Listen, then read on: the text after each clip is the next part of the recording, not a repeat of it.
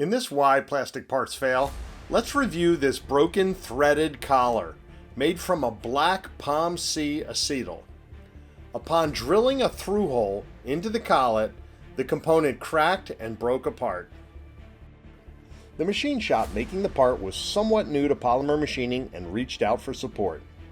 In this case, the issue was an improper cutting tool, which led to the failure during drilling. The machine shop was using a standard metalworking drill bit with a large point angle and an aggressive rake angle, which caused the drill tip to aggressively grab the plastic, resulting in cracking and shattering of the part. The solution was for the shop to choose a drill bit specifically designed for plastics and adjust their machining techniques accordingly to achieve success.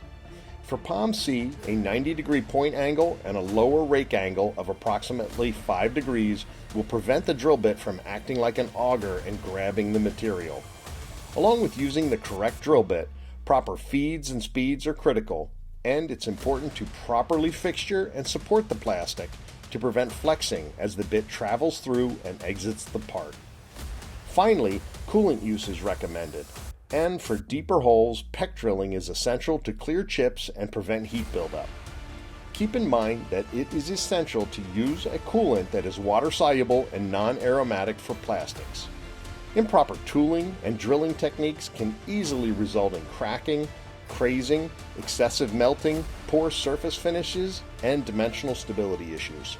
The proper use of cutting tools, feeds and speeds, coolant, and the right approach are critical to the success of plastic machining.